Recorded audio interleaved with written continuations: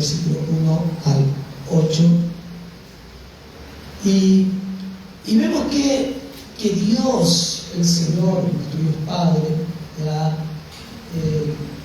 Entendiendo, sabiendo, porque lo conoce todo, qué es lo que está pasando, qué es lo que va a pasar, y quiere darnos la gran esperanza, que no todo se ha perdido, que no todo está perdido, sino que hay algo mejor que esto, que lo que vivimos. Si no es cierto, nos alegramos de vivir en un país tan precioso, tan hermoso, ¿ya? Pero hay algo mucho mejor todavía. Hay algo mucho mejor. Apocalipsis capítulo 21, versículo 1 al 8. Ahí llega el título y dice cielo nuevo y tierra nueva. ¿Ya? Cielo nuevo y tierra nueva. Y algunos piensan que aquí se acaba todo, no hay nada más que hacer. Pero si la Escritura dice algo contrario, prefiero creer lo que dice la Escritura, que no simplemente de esta vida, sino es cierto, la vida que tenemos es un milagro de Dios, y gracias al Señor porque nos dio la vida, pero en un momento dado no vamos a estar y vamos a querer estar en un mejor lugar, y ese mejor lugar siempre va a ser ir a la presencia del Señor. Dice así, hablando Juan, ya lo que está viendo, lo que está y quiere relatarlo, él dice: vi un cielo nuevo y una tierra nueva, porque el primer cielo y la primera tierra pasaron, y el mar ya no existía más. Y yo, Juan, vi a la santa ciudad, la nueva Jerusalén, descender del cielo de Dios, dispuesta como una esposa ataviada para su marido. Y oí una gran voz del cielo que decía: he aquí el tabernáculo de Dios con los hombres, y Él morará con ellos, y ellos serán su pueblo, y Dios mismo estará con ellos como su Dios.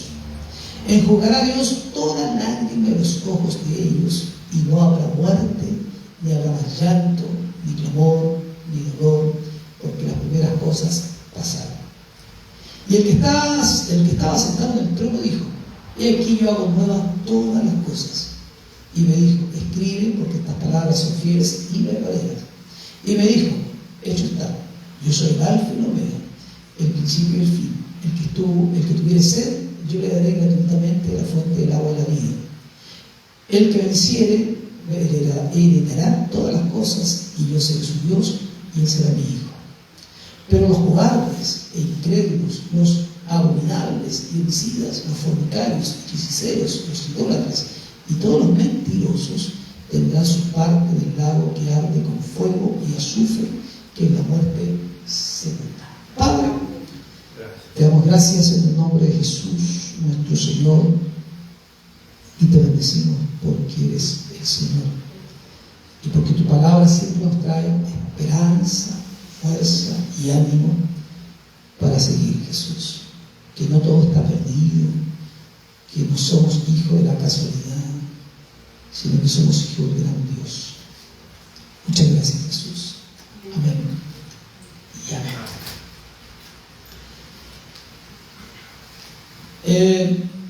¿Qué nos pasaría? Ya que un poco la introducción ya esa, pero ¿qué nos pasaría si nos faltara Apocalipsis? ¿Usted se ha puesto a pensar qué pasaría si nos faltara Apocalipsis? Que no tuviéramos el libro de Apocalipsis y diríamos: ¿y qué pasó? ¿De qué hablaron? ¿Qué esperanza tenemos? Ahora, el libro de Apocalipsis, ya, más bien, la Biblia estaría incompleta si no tuviésemos el libro de Apocalipsis, completamente incompleta. El mensaje de Dios que había dado a través de tantos años, ya, no tendría ningún sentido, porque no sabríamos cuál es el final de todas las cosas. La redención total y absoluta que Cristo nos da a cada uno de nosotros en nuestra vida estaría completamente a medias, porque tampoco sabríamos qué pasaría después de esto. Como tantas cosas y libros que se hablan, si hay vida después de la muerte, si no hay vida después de la muerte, qué clase de vida hay después de la muerte. Ahora, nosotros lo que sí sabemos es que lo que nos señala el libro de Apocalipsis es que los cristianos, los creyentes, los hijos de Dios, los nacidos de nuevo, los salvados, justificados, los lavados por la sangre de Cristo, vencimos. Eso sí que es seguro. Vencimos. Somos vencedores. Eso sí que es fundamental. Ahora, para poder comprender los pasajes de las Escrituras, cuando uno lee Apocalipsis ve que hay mucha relación o textos o lo que se dijo tanto en el Antiguo Testamento, en el Nuevo Testamento, lo que dijo el Señor. Ahora, ¿cuál fue la intención de Dios de mostrarle a Juan todas estas verdades? Si bien es cierto, hay cosas que no las vamos a entender, no las vamos a comprender, ya hay muchas cosas que son incomprensibles, hay que entenderlas de diferentes formas, pero quedémonos con el mensaje más bien sencillo, el mensaje que Dios nos está dando acerca de cuál es nuestro final. ¿Cuál será nuestro final? No tratemos de descifrar si la bestia, tantos cuernos tenía, tantos ojos, ya algunas cosas que algunos le dicen que para allá. Me acuerdo que antiguamente, muchos años atrás, hablaban hasta que Gorbachev, por una mancha que tenía en su velaina, ya decían que era el anticristo, que decían que el Papa era el anticristo, que el último Papa, si es negro, es el fin del mundo. Los mayas decían que en el 2012 se iba a acabar el mundo, tampoco pasó.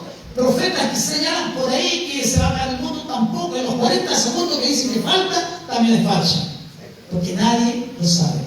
Ahora, el poder comprender los pasajes o el pasaje leído, obligatoriamente tenemos que transportarnos, remontarnos al primer libro de la Biblia, al Génesis, y ahí nos damos cuenta por qué razón es esta lectura.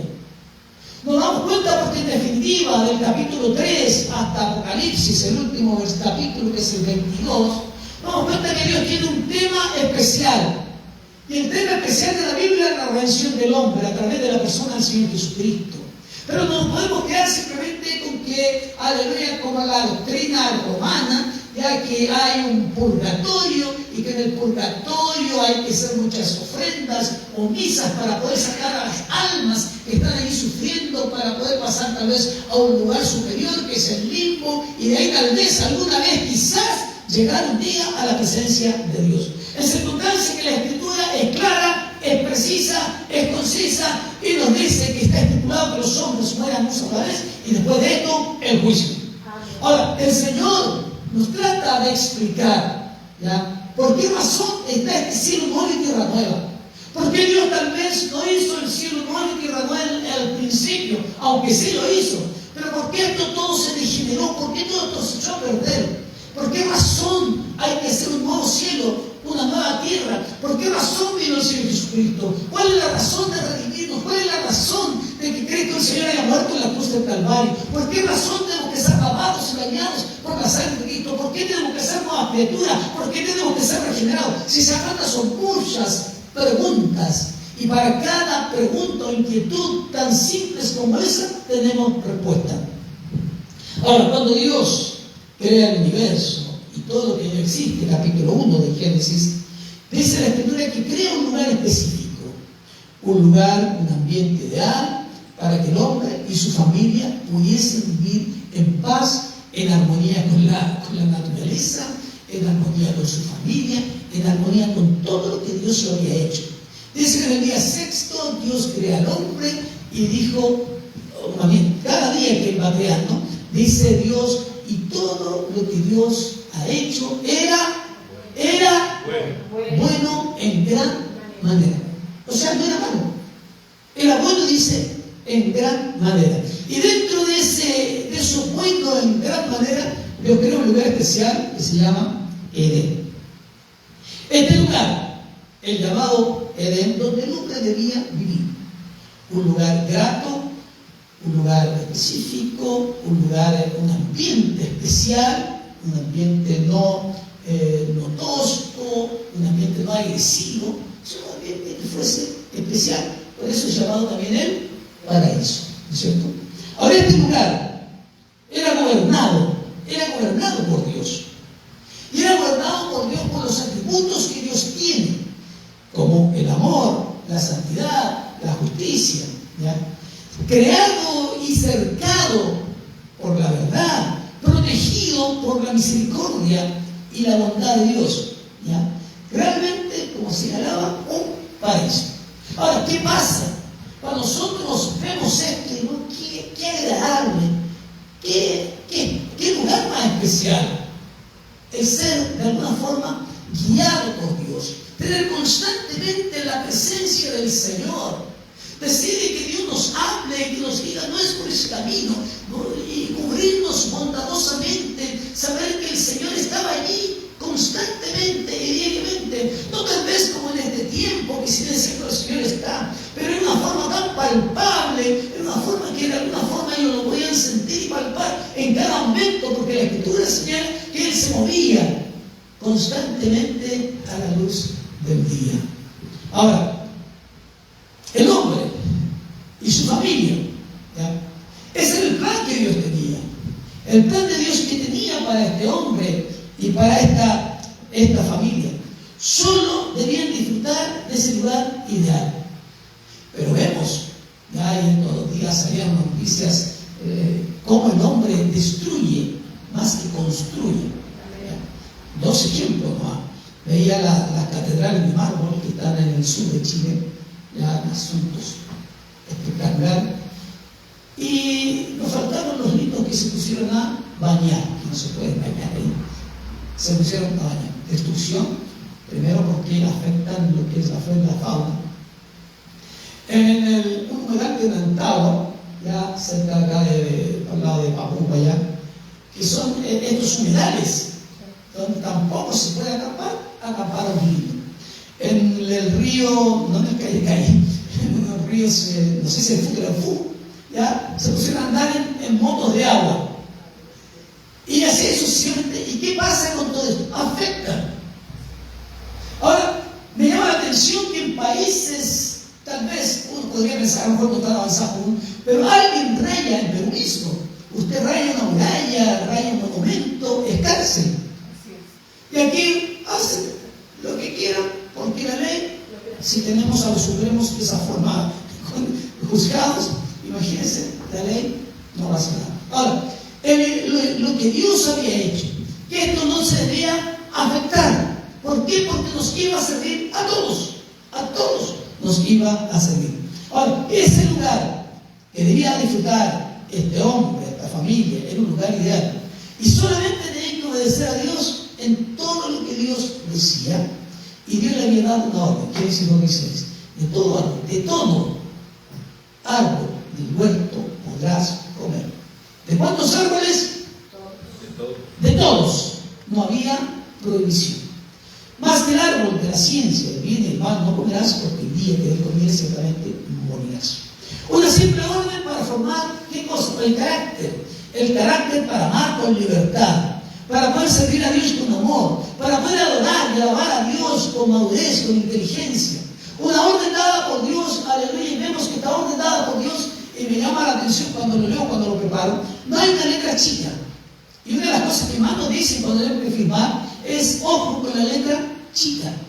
No hay letra chica, aquí no hay un chanchullo tampoco, ¿ya? No hay nada, no hay fraude tampoco, simplemente una orden clara, precisa, identificada, simplemente así. De todo árbol del huerto podrás comer, más del árbol de la ciencia y bien del mal no comerás, porque de él, porque el día que de él comieres ciertamente morirás. Una orden dada por Dios. Y decimos, ¿qué pasó? ¿Qué sucedió? ¿Cuál fue la razón? ¿Cuál fue la ambición? ¿Qué fue lo que los sedujo? ¿Por qué razón cometieron algo, una gravedad, algo tan grave que hasta el día de hoy nos afecta y afecta a todo ser que nazca? Todos nos vamos a ver afectados y infectados. ¿Por qué razón? Por una desobediencia de nuestros primeros padres. Ahora, ¿cuál era el anhelo de Dios? ¿Ya? Que el hombre en definitiva no se equivocara, que el hombre pudiese aceptar las cosas con madurez, con responsabilidad, con carácter. Solamente una orden, una advertencia, y que si no la cumpliría, daría consecuencias negativas para él y su familia. Ahora, todos nosotros vamos, ¿qué es lo que pasa cuando nosotros desobedecemos? Siempre hay una consecuencia, y de las consecuencias no podemos escapar. Ahora, la provisión de Dios para Adán era todo lo que necesitaba para vivir en paz en medio de un ambiente amigable. Pero ¿qué pasa del capítulo 1, capítulo 2 y del capítulo 2 al capítulo 3? El capítulo 3 es completamente diferente, cambia radicalmente el panorama. toda la comodidad, la seguridad, la comunión con Dios, la calidez familiar, se convirtió en ¿qué cosa? En temor, frustración, dolor, miedo, intranquilidad, inseguridad, exilio. Habiéndolo tenido todo, ahora no había nada, solos, desnudos, en un mundo hostil, infértil, seco, en la tierra ajena. ¿Cómo cambia? ¿Y cómo cambia la vida de nosotros cuando en un momento dado pecamos? Porque si viene siendo antes de Cristo, sin Cristo nuestros corazones hacían y deshacían. Pero ¿qué pasa cuando llegamos a la luz, cuando llegamos a la verdad y pecamos? Volvemos nuevamente a estar solos, tristes, abandonados. Aleluya, no querer saber del Señor, no querer saber de los hermanos, no querer saber de la iglesia. ¿Por qué? Porque faltamos a la palabra del Señor y nos equivocamos. Habían sido engañados por el enemigo de Dios y por el enemigo de nuestras almas. Lo prometido, como le dijo el maligno, seréis como Dios, no fueron como Dios, porque lo prometido no era tal, no fueron dioses. El conocimiento adquirido fue muy diferente al prometido. Seréis como dioses, sabiendo el bien y el mal. Ahora, la gran diferencia de Dios, el conocimiento que tiene Dios del bien y del mal, es muy diferente al conocimiento que tiene el hombre. Primero, porque Dios no participa del mal.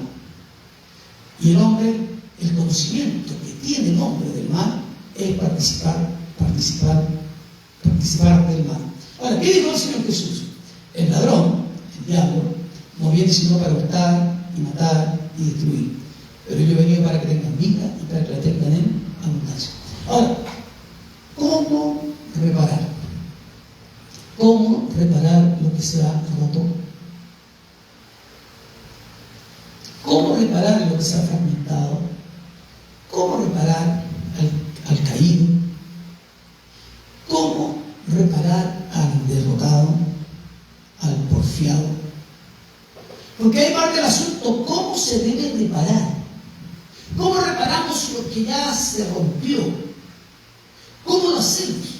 Ahora, nosotros desde nuestra óptica pensamos, pero la Escritura señala que el Señor había preparado, o estaba el Cordero, había sido inmolado antes de la fundación del mundo. El Señor sabía lo que iba a pasar y había preparado nuestra salida. Ahora, desde ahí, del momento cuando Dios vuelve, cuando el Señor vuelve a Edén, o cuando Él quiere hablar nuevamente con el hombre y le pregunta a Adán, Adán, ¿dónde estás? ¿Dónde estás, Adán? ¿Cuáles fueron las reacciones que tuvieron? Se escondieron, tuvieron miedo, tuvieron vergüenza, fueron culpables, se echaron la culpa unos al otro, no asumían ninguno la responsabilidad. Ahora, desde ahí donde Dios empieza a actuar con los atributos para que ellos puedan entender sus atributos, los atributos de Dios. Comienza a ejercitarse el amor, la misericordia, la bondad, la santidad, la justicia, algo tan importante y algo más importante como la paternidad de Dios. Y como Dios Padre no puede dejar su creación sublime a la deriva, a pesar del dolor causado, como dice el Salmo 27:10, aunque mi padre y mi madre me dejaren, por todo Jehová me recogerá. Ahora, veo a un Dios activo, a un Dios presente, a un Dios que quiere recuperar, como yo decía antes, reparar lo que se rompió, reparar lo que se fragmentó. Ahora, Dios como Padre no podía dejar a Adán y a su familia solas. No podía Dios decirle, arréglatelas como puedas. Si tú metiste las patas, a hacer mi impresión, si tú te equivocaste, si tú fallaste, tú tienes que salir de esta. No, Dios al final no puede decir eso. Tenía, aleluya, en mente llenarnos solamente de fe, de esperanza, de confianza. ¿Cómo hace Dios para volver nuevamente a llenar de fe a una persona, llenarla de confianza nuevamente a una persona cuando está en el suelo? Cuando en definitiva no sabe cómo ponerse en pie. ¿Cómo tiene que hacerlo Dios? ¿Cómo tiene que nuevamente, aleluya, ejercitarse para que esta persona se pueda levantar nuevamente? ¿Cómo no lleno de fe, de esperanza, de confianza? Es que ellos pudiesen entender que donde abunda el pecado, sobreabunda la gracia. Que aunque la tierra ahora era maldita por su causa, con dolor comerás de ella todos los días de tu vida. espinos y cardos te producirán la tierra, y comerás plantas del campo, con el sol de tu rostro comerás el pan hasta que vuelvas a la tierra. Y que al paso de los años darte nuevamente la oportunidad de volver a casa, volver a la comunión con Dios, volver a estar bajo y totalmente bajo la cobertura de Dios, bajo la sombra de sus alas, bajo la bendición. Dios no deja nada a medias, nada a medias. Como dice Pablo a los Filipenses, el que comenzó en vosotros la buena obra la perfeccionará hasta el día de Jesucristo. Dios no te soltará. Dios es un Padre presente, no es un Padre ausente. Aleluya. Trabajará contigo hasta que llegues a parecer tanto a Cristo, que Dios pueda decir: este es mi Hijo amado, es el que hace mi voluntad. Ahora, para que tengamos tranquilidad y seguridad, si lo hacemos de acuerdo a la voluntad del Señor, hacer lo que entonces y creer lo que Dios dice en Isaías 9:6, porque un niño nos es nacido y un niño nos es dado. Ahora, ese es el sentido del libro, el pasaje que nosotros tenemos. Volver nuevamente y llevarnos a casa. Jesús vino. Y uno dice: bueno, entonces, ¿por qué razón tenía que venir el Señor? ¿Por qué Dios no hizo otra cosa? ¿Por qué Dios no hizo otra familia? ¿Por qué Dios no eliminó a Adán y Eva y su familia y la mató para que no siguieran lo pecaminoso? ¿Por qué tiene que venir Jesucristo? ¿Por qué tiene que venir un hombre santo? ¿Por qué tiene que venir Dios mismo para poder salvarnos? Él podía hacerlo de otra manera y de otra forma. Porque Dios quería mostrar su amor para con nosotros. Quería mostrar que en definitiva, aleluya, es algo más que una simple creación. Es algo más que una simple forma de hacer cosas, porque estaba dentro del corazón de Dios. Y por esa razón Jesús vino, dice la palabra en Gálatas 4:4, dice: pero cuando vino el cumplimiento del tiempo, Dios envió a su Hijo, nacido de mujer y nacido de a ser puente entre Dios y el hombre, ser sumo pontífice, ser vicario, aleluya, para dar cumplimiento a todas las promesas que Dios había dado, para darnos esperanza de que no todo está perdido, para rescatarnos y encontrarnos y llevarnos nuevamente al Padre, para acercarnos a Dios por intermedio de su sacrificio, para enseñarnos que su muerte y resurrección tenemos esperanza, que esto mortal un día, aleluya, no muy lejano, se vestirá de inmortalidad, que este cuerpo de deshonra se vestirá un día de gloria, que este cuerpo débil un día se vestirá de poder, que este cuerpo de corrupción un día se vestirá de incorrupción, y que este cuerpo animal se vestirá un día de espiritual. Porque en definitiva, para ir allá, para lo que dice Apocalipsis, porque carne ni sangre pueden heredar el reino de Dios. No podemos entrar, tenemos que ser transformados, tenemos que entrar en otra etapa de nuestra vida o la que Dios ha escogido para poder ir a la presencia del Señor. Podría habernos olvidado allá en Edén. El capítulo 3 de Génesis podría no haberse escrito. Podría Dios haber omitido esa parte y haber hecho una nueva creación. Y pienso en lo que dice el Salmo capítulo 8, versículo 4, cuando dice: ¿qué es el hombre para que tengas de él memoria? Y siempre ese texto me llama mucho la atención, porque dice: ¿qué es usted para que Dios se acuerde de usted? ¿Qué somos nosotros para que Dios se acuerde de nosotros, para que Él tenga memoria de nuestras vidas? Y dice: ¿y el Hijo del Hombre para que lo visites? ¿Qué somos nosotros? Somos tan importantes dentro de la creación de Dios. Yo le digo que sí, que somos importantes dentro de toda la creación de Dios, porque Jesucristo nos vino a salvar al perro. Y los perritos no se van al cielo. No se van al cielo los perritos, aunque quiera mucho a su perrito, pero no se van al cielo. ¿Ya? Ahora, ¿qué es el hombre para que tengas de él memoria?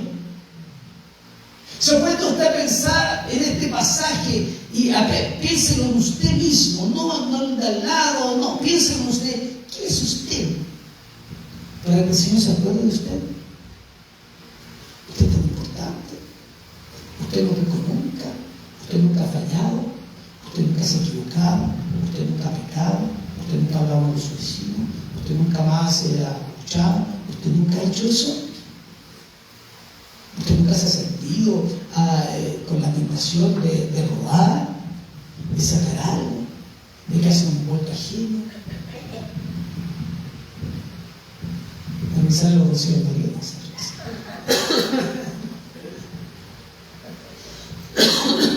Mira, hasta mucha pequeña. Ahora, ¿qué es el hombre? ¿Qué es el hombre? ¿Qué es usted? ¿Qué es la mujer?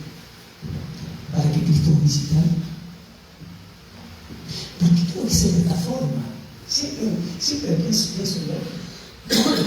¿Por qué tengo que ser de esta forma? ¿Por qué no fue de otra manera? ¿Por qué tengo que tener el tesoro del cielo? Para que nosotros pudiésemos entender que hay otra vida después de esta vida. Que a pesar de lo que vamos a pasar o suceder con lo que nos haya acontecido, el Señor está preocupado por nosotros. Antes de que pecáramos, antes de que hiciéramos bueno o malo, antes de que naciésemos, ya el Señor había pensado en nosotros. Ahora, ¿por qué razón? Es para que leamos, ¿verdad? O entendamos que el Apocalipsis tiene sentido. Apocalipsis entonces no es un apéndice de las Escrituras. Apocalipsis entonces tiene un sentido, porque de todo lo que nos habla Apocalipsis, el tema central de Apocalipsis son dos cosas o tres cosas puntuales: que Cristo viene, la iglesia y la novia se junta con el esposo que es Jesucristo y viven para siempre. Eso es el tema principal. Lo demás no es apéndice tampoco, pero lo demás hay cosas que son importantes. Pero eso es lo fundamental, y eso es lo que tal vez llegamos a entender. Cristo desciende, la iglesia espera, suena la trompeta, la iglesia sube, se junta con el amado y viven para siempre. Eso es. Ahora, y Juan decía, yo lo vi, y volvemos al texto, yo vi un cielo nuevo y una tierra nueva, un estado eterno. Dice Romanos 8:22, dice, porque sabemos que toda la creación gime a una y aún está con quienes pacto hasta ahora. El 23:8-23 dice, porque también la creación misma será libertada de la esclavitud de corrupción a la libertad gloriosa de los hijos de Dios. Y Pedro, hay un pasaje, mientras preparaba hay un pasaje en Pedro, segundo de Pedro 3:10-14, dice, pero el día del Señor vendrá como ladrón en la noche, en el cual los cielos pasarán con grande estruendo, y los elementos ardiendo serán deshechos, y la tierra y las obras en el que están serán quemadas. Puesto que todas estas cosas han de ser deshechas, ¿cómo no habéis vosotros andar en santa y piadosa manera de vivir? Esperando y apresurándoos para la venida del día de Dios, en el cual los cielos encendiéndose serán deshechos y los elementos siendo quemados se fundirán. Pero vosotros esperamos con sus promesas cielos nuevos y tierras nuevas, en las cuales mora la justicia. Por lo cual, oh amados, estando en espera de estas cosas, procurad con diligencia ser hallados por Él sin manchas e irreprensibles en paz. Ahora, llama la atención que Juan habla Juan en la Apocalipsis, porque él lo ve, pero la revelación que tiene Pedro es diferente a la que ve Juan. Ahora, ¿y qué es lo que esperamos? Yo siempre pienso y hago una diferencia en la ciudad actual. ¿Cómo es la ciudad actual? Yo pongo algunas cosas. En la ciudad actual hay robos, hay portonazos, hay abordazo, es agresiva, es violenta, es desconfiada, es intranquila, es bohemia, es ruidosa, es sucia, es gris, es agonizante, es desolación, es contaminada, hay miedo, hay terror, hay muerte, sin valores, con peste, hambruna, sequía, solo calamidades. Ahora yo no quiero ser pesimista tampoco, pero ¿qué es lo que uno ve afuera? ¿Qué es lo que esperamos? ¿No da miedo? La gente no está asustada y quiere vivir dentro de las casas. Y al vuelvo a sentir lo que hablaba delante, ¿qué pasa con los derechos humanos de las personas que no delinquimos? ¿Por qué nosotros tenemos que estar encerrados? ¿Por qué nosotros a cierta hora tenemos que encerrarnos y ya no queremos andar afuera en la calle porque nos da miedo? ¿Por qué razón? El otro día, un día hablaba con mi hermano y me decía que vive en Maipú.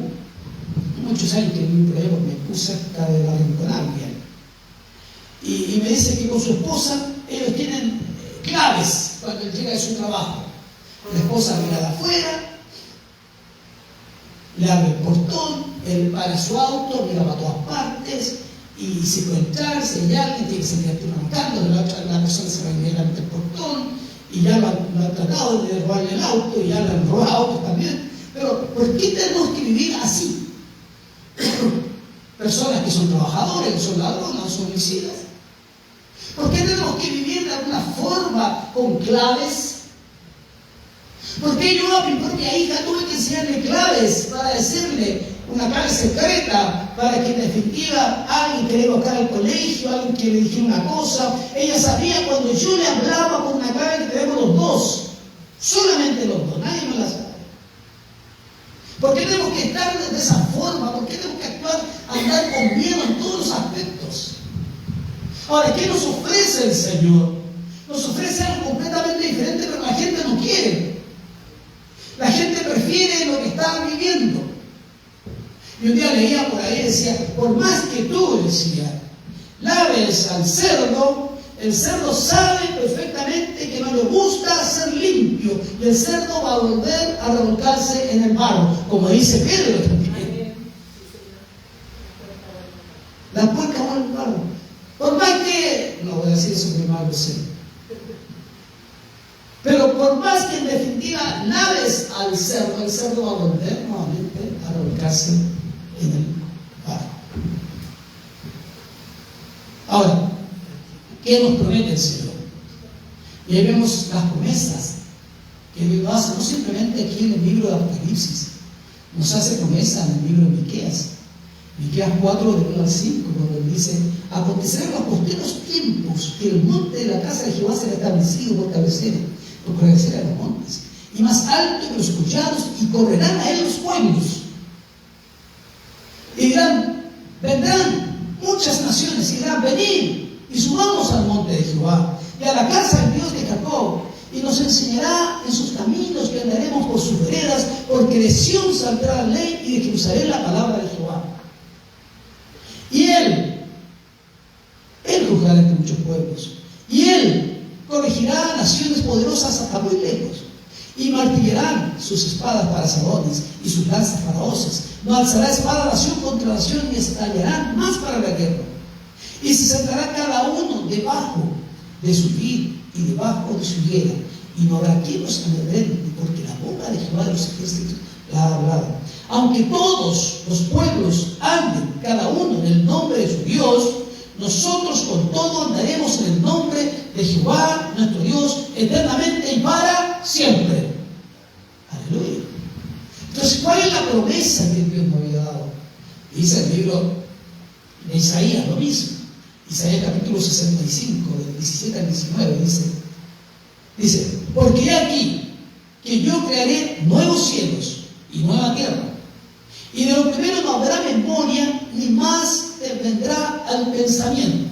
O sea, no tendremos memoria de lo que pasó aquí, ni de su familiar, ni de que se sirvió su hijo, ni que se sirvió su esposa, o su esposo, su abuela, su madre, nada. No habrá más memoria. Más os gozaréis y os alegraréis para siempre en las cosas que yo he creado, porque aquí que yo traigo a Jerusalén alegría y a su pueblo gozo. Y me alegraré con Jerusalén y me gozaré con mi pueblo, y nunca más oirán en ellos voz de lloro ni voz de clamor. Jesús prometió. Si lo prometieron los profetas, y Dios había hablado, y también Dios había hablado al principio, Jesús dijo: en la casa de mi Padre muchas moradas hay. Si así no fuere, yo lo hubiera dicho. Voy pues a preparar lugar para vosotros, y si no fuere, os prepararé lugar. Vendré otra vez y os tomaré a mí mismo, para que donde yo estoy, vosotros también estéis. Volver a estar como al principio, en plena comunión con Dios. Jesús vuelve iglesia espera ataviada como una esposa, sube. Cristo se unen y viven para siempre.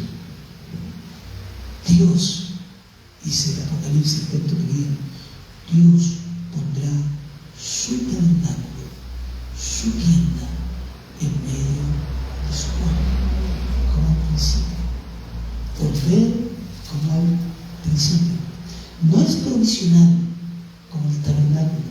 El Señor fijará su residencia con los redimidos para siempre. Levíticos, Dios hablando en Levíticos decía: andaré entre vosotros y seré vuestro Dios, y vosotros seréis mi pueblo. O Jeremías, cuando él habla, dice: seré el Dios de ellos, y ellos serán mi pueblo. O Ezequiel 37:27 dice: estaré en medio de ellos, mi tabernáculo estará ahí en medio de ellos, y yo seré el Dios de ellos, y ellos serán mi pueblo. La promesa más excelente de Dios es la íntima comunión con Él, que alcanzaremos cuando podamos decir, como dice Cantares: yo soy de mi amado, y mi amado es mío. Aleluya. Ahora, ¿qué es lo que esperamos? Esperamos, en definitiva, que pase luego, tal vez el pensionarnos, el que salga buena pensión, el que vamos a alcanzar con la PGU, que nuestros hijos crezcan, que podamos nosotros. ¿Qué cosas esperamos? ¿Qué es lo más urgente para cada uno de nosotros? Si es cierto, todo lo que nos tocó vivir en esta vida son buenas, importantes, malas, todo lo que hemos vivido. Pero ¿qué es lo que esperamos? ¿Cuál es el anhelo de nuestro corazón? ¿Qué es lo que Dios quiere? En definitiva, el esposo venir, la esposa subir, juntarnos y vivir para siempre. Eso es lo que Dios quiere, la íntima comunión que tengamos para siempre con Dios. Aleluya. Esa comunión de Dios, lo que se llama la edad dorada. Aleluya. Y Él mismo señala esas lágrimas, las angustias, el clamor, el dolor, habrán desaparecido porque no existirán más. Ya no habrá más lloro, no habrá más dolor, más angustia, más enfermedades. Aleluya. Sino que al contrario, todo será cambiado, todo será transformado, y no es un mensaje, aleluya, exitista, no, es lo que la palabra nos está señalando. Dice Isaías 35:10: yo me alegraré con Jerusalén y me gozaré con mi pueblo, y nunca más se oirá en ella voz de llanto ni voz de clamor, porque lo que más se escucha en este tiempo es voz de llanto y voz de clamor. La muerte también habrá desaparecido, no existirá. Isaías decía: destruirá la muerte para siempre, y enjugará el Señor Dios las lágrimas de todos ellos. Como decía Pablo: o muerte, ¿dónde está tu aguijón? O sepulcro, ¿dónde está tu victoria? En la gracia, más gracias sean dadas a Dios, que nos ha dado la victoria por medio de nuestro Señor Jesucristo. Ahora, el texto decía: vi un cielo nuevo y una tierra nueva, porque el primer cielo y la primera tierra pasaron, y el mar ya no existía más. Y yo, Juan, vi la santa ciudad, la nueva Jerusalén, descender ¿de dónde? Del cielo. El cielo de Dios, dispuesta como una esposa que había para su marido. Y una gran voz del cielo que decía: he aquí el tabernáculo de Dios con los hombres, y Él morará con ellos, y ellos serán su pueblo, y Dios mismo estará con ellos como su Dios. Dios enjugará toda lágrima de los ojos de ellos, y ya no habrá muerte, ni habrá más llanto, ni clamor, ni dolor, porque las primeras cosas pasaron. Y el que estaba sentado en el trono dijo: he aquí, yo hago nuevas todas las cosas. Y me dijo: escribe, porque estas palabras son fieles y verdaderas. Y me dijo: está hecho, o hecho está. Yo soy el alfa y el omega, el principio y el fin, el que estuvo muerto, el que tuviera sed, yo le daré gratuitamente la fuente del agua de la vida. Y el que venciere, heredará todas las cosas, y yo seré su Dios, y Él será mi hijo.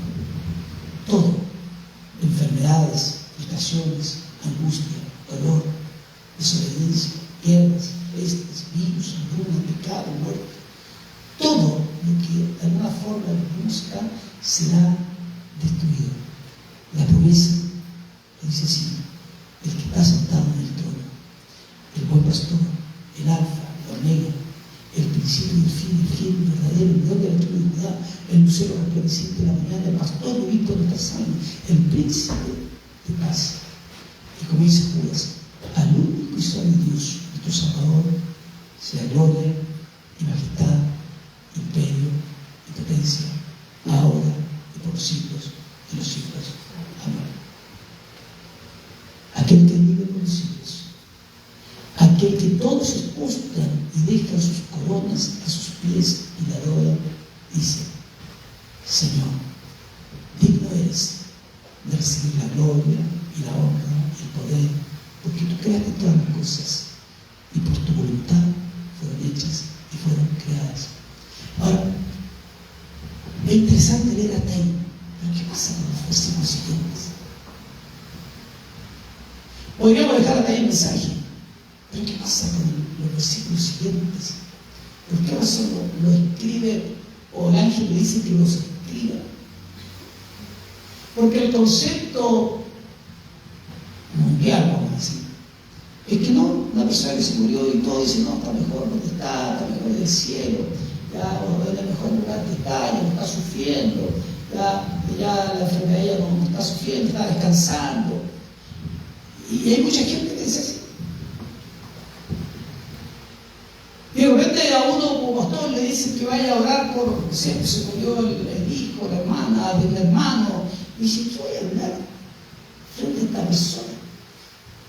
Pero yo no la conocía, era adúltero, no era conocedor de Cristo, y uno no sabe, y una vez se lo hace con los hermanos, porque ¿qué eran los hermanos? No vamos a apartar con ellos. ¿Pero qué dice? ¿Pero qué dice la Escritura frente a eso? Si me siento cuando uno va a despedir a un hermano, lo hace con alegría, en el sentido de que se fue a la presencia del Señor, igual con tristeza en el corazón, pero se fue a la presencia del Señor y hay esperanza todavía. Y uno dice: hasta pronto, hermano. Nos llevas a la delantera, estás ya en la presencia del Señor, ya no estás sufriendo como estabas sufriendo. Pero ¿qué pasa con el versículo siguiente? El versículo 8 dice: pero los cobardes. ¿Pero qué pasa con los cobardes? ¿Qué pasa con los incrédulos? ¿Qué pasa con los abominables? ¿Qué pasa con los homicidas? ¿Qué pasa con los fornicarios? ¿Qué pasa con los hechiceros? ¿Qué pasa con los idólatras? ¿Qué pasa con los mentirosos? ¿Qué pasa también, en otra parte, qué pasa con los afeminados? ¿Qué pasa con los que se echan con hombros, las mujeres se echan con mujeres? Que está hablando de género ahí cuando dice que se echan con hombros. ¿Qué pasa con eso? Y la palabra es clara y es precisa, aunque uno muchas veces, por respeto a mucha gente, no lo puede decir en el funeral, porque no lo puede decir como en el funeral, pero uno dice cosas generales, pues no habla de la persona ya, porque ya la persona no está. Ahora, me doy cuenta que no todos son vencedores. Entonces, ¿cuál es la urgencia de nosotros? Si bien es cierto, Cristo vino a todos. Y de él me acordaba, y por eso traía adelante lo que pasó en El Salvador con el presidente electo y con el presidente Bukele. Ya, todas esas personas que estaban ahí, decía el señor Bukele, decía: pero hay personas que han matado más de 70 personas. 70 personas, si uno le da miedo hasta matar un perro o un gato, hasta uno le da cosa porque es un ser vivo. Pero matar a una persona es completamente diferente. Yo nunca he matado a alguien, pero es diferente, completamente. Pero ya una persona está completamente cauterizada, ya hay demonios, hay potestades dentro de la persona. Ahora, no todos son vencedores. Los cobardes, ¿qué pasa con los cobardes? Y los cobardes no hay que aquel que dice: tengo miedo a la luz. No, es cobarde ese. Los cobardes son los temerosos de confesar a Cristo.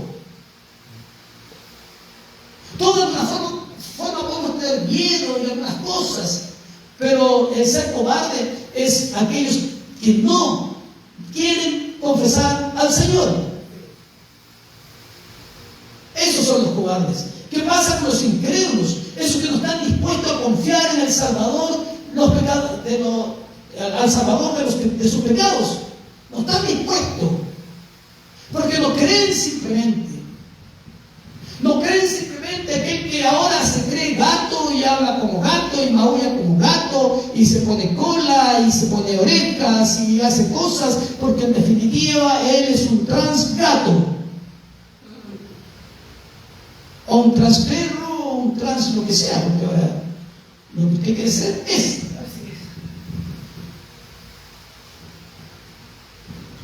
¿Qué pasa con ellos? ¿Qué pasa con los abominables? Esos que son dados a la inmoralidad. Esos que son dados a la inmoralidad. Esos que ya no les da nada hacer lo que se les ocurra frente a quien quiera y todo lo demás. ¿Qué pasa con aquellos homicidas? Esos asesinos maliciosos y crueles. ¿Qué pasa con ellos, los fornicarios? Los que practican toda clase de inmoralidad sexual. Toda clase. Porque en definitiva, la gente dice, no, si total, da lo mismo. Pero ¿por qué razón hay tantas enfermedades venéreas?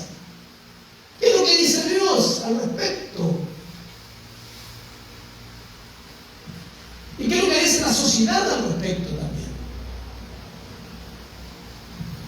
¿Qué pasa con los hechiceros? Los que mantienen contacto con malos espíritus o con demonios. ¿Y cómo se le da cobertura de repente en la televisión? Están los brujos, los numerólogos, los que tiran las cartas, no sé cómo se llama. Y los que ven la magia negra, la magia buena, la magia blanca y todo lo demás. ¿Cómo le dan cobertura en que nos vaya bien y que nos vaya bien y que nos vaya bien?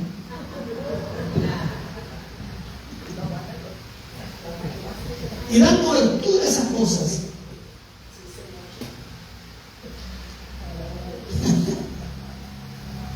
¿Qué pasa con los idólatras? Que insultan a Dios adorando imágenes.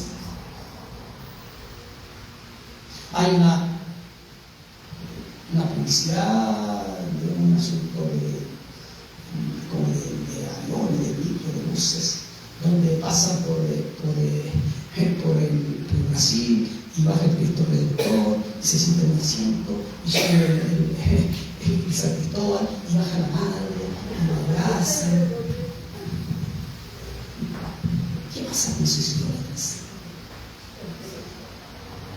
¿Qué pasa con los idólatras que van frente a un Cristo y besan los pies y se arrodillan? ¿Qué pasa con aquellos que se llenan una capilla y dicen que en casa de San Pedrito? ¿Cómo está San Pedrito todo el día?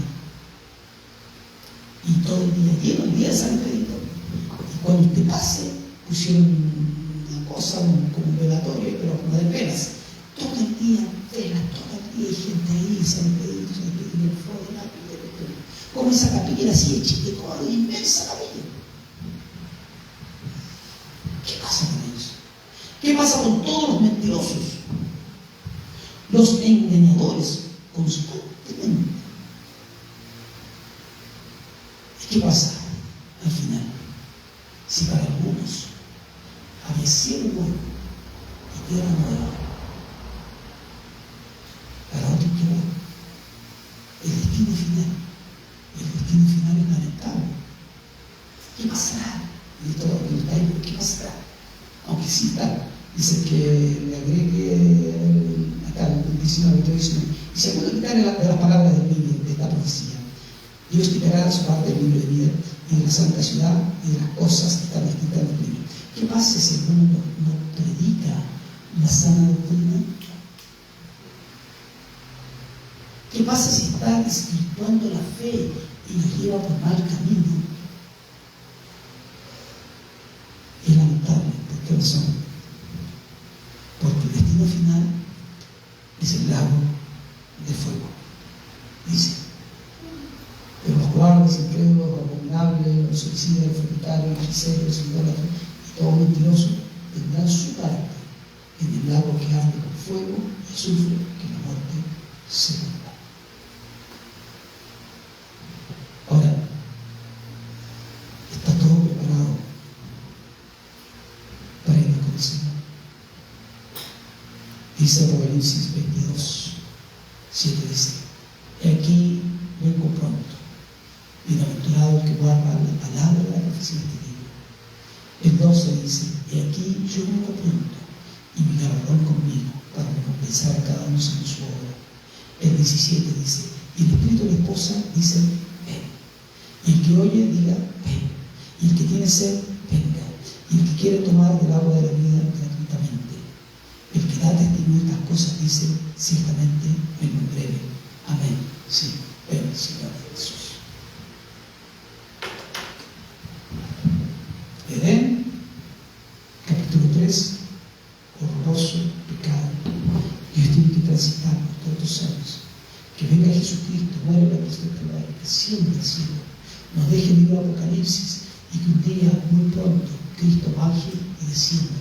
Se suena la trompeta, la iglesia, los preparados, los lavados por la sangre de Cristo, no perfectos, los que han sido lavados por la sangre de Cristo, los que han perseverado hasta el fin, aquellos que hemos lavado nuestras vidas y nuestras ropas en la sangre del Cordero, aquellos que luchamos, aquellos que nos es difícil a veces, aquellos que somos pintados, aquellos que de alguna forma queremos servir al Señor.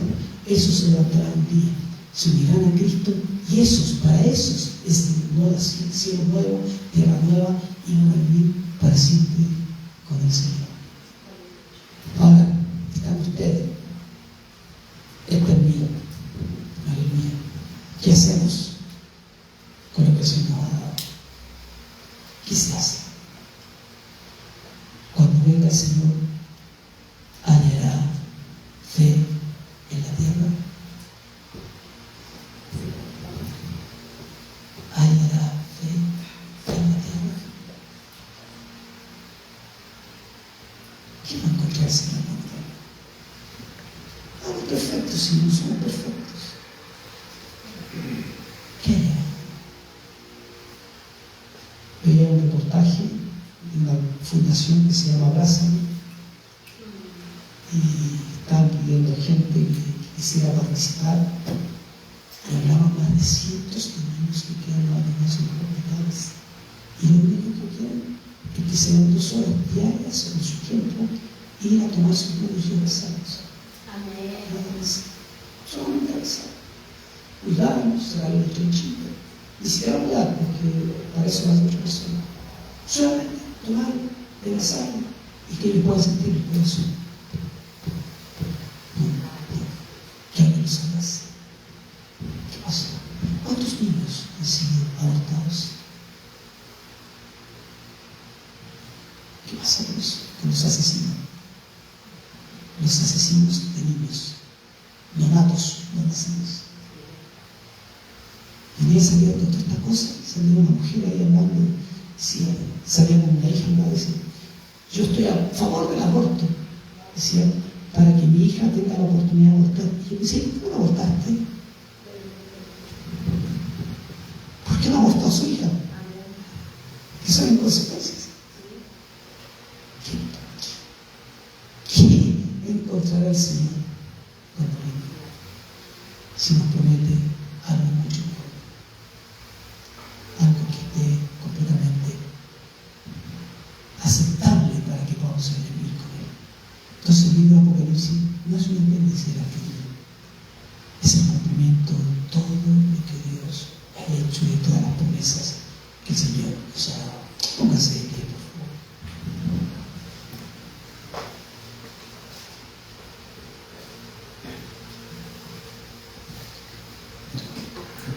Su sangre está tan fresca todavía para lavarnos, para limpiarnos, para protegernos. Señor, esta mañana estamos aquí nuevamente, una mañana más diferente al resto. Nunca son iguales, completamente diferentes, Señor. Una mañana con una palabra diferente también para nosotros, Señor. Hay que predicar exitismo, de prosperidad, Señor. Hay que siempre te vaya bien. Si la Escritura, Señor, es tanto por lo cual nosotros podemos hablar. Nos afanamos tanto, Señor. Y el mismo Señor dijo, cada día tiene su propio afán. Señor, esta mañana, Jesús, no somos muchos, somos pocos, pero gente que te ama de verdad, Señor, que vibra con tu presencia, que vibra con las alabanzas cuando las cantamos, cuando las expresamos delante de Dios. Estamos aquí, Señor, no somos los más, somos los menos, pero estamos aquí, Jesús, amado, no porque seamos mejores, somos peores, pero estamos acá, Jesús, porque queremos un día estar contigo. Queremos decir que nos digan de nosotros si partimos un día y tú no has venido, que amamos al Señor, que no nos importó la muchedumbre, que no nos importaron las luces, que ni siquiera el sonido y que no teníamos instrumentos, no importa. Señor, no importa, esta mañana estamos aquí. Y que tú, Señor, aleluya, requieres, aleluya, que podamos adorarte y alabarte. Y como siempre digo, hoy día es un buen día para agradecerte. Hoy día es un buen día para llenarnos nuevamente de fe y de esperanza. No quedarnos en el Génesis 3. No quedarnos simplemente en que pecamos, que fallamos, Señor, que nos equivocamos. Aleluya, y que de ahí partió toda la maldición de nosotros. Sino que, aleluya, hay esperanza. Vino Jesucristo y con Jesucristo tenemos nueva vida, nueva esperanza. Perdonaste nuestros pecados, sanaste nuestras heridas. Aleluya, combatiste todo lo malo que había en nosotros, Señor.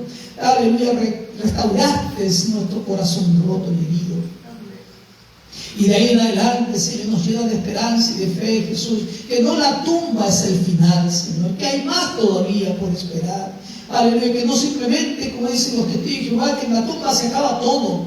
No, Señor amado, aleluya, hay más esperanza, porque tú nos llenas de esperanza, que hay cielos nuevos, nueva tierra, que el mar es de cristal, que las calles son de oro. Así que esperamos a ese que viene desde las nubes, que va a bajar un día, Señor, y nosotros como iglesia, Señor amado, como una esposa ataviada, ansiosa de verte, Señor, subiremos a tu presencia. ¿Y cuál es el fin y el propósito de estar juntos, Señor? Que nos iremos para vivir una eternidad donde tú reinarás para siempre, Señor, donde no habrá muertes, guerras, pestes, enfermedades, homicidios, Señor, matricidios, Señor amado, femicidios, Señor amado, no habrán esas cosas, Señor. Donde los mentirosos, los idólatras, los hechiceros, los fornicarios no entrarán ahí, aleluya. Pero este es el tiempo de poder, aleluya, los fornicarios, los hechiceros, es el tiempo de poder arrepentirse para que puedan ir a la presencia del Señor. Jesús, te adoramos esta mañana, Señor, y rogamos que nos bendigas, que tu palabra sea real, genuina sobre nuestras vidas, sobre nuestros corazones. Gracias, Jesús, por dejarnos este libro de Apocalipsis. Gracias, Señor, por dejarnos esta palabra, Señor, para nosotros. Gracias, Señor, porque hay esperanza, Señor, todavía. Ya lo había hablado Miqueas, lo había hablado Isaías, lo habían hablado los profetas, Señor amado. Y tú también lo habías señalado, Jesús. Gracias te damos esta mañana, Señor, y pedimos que nos bendigas, Señor Jesucristo. Bendice nuestras vidas y nuestros corazones, Padre amado. Te glorificamos, Jesús. Te glorificamos.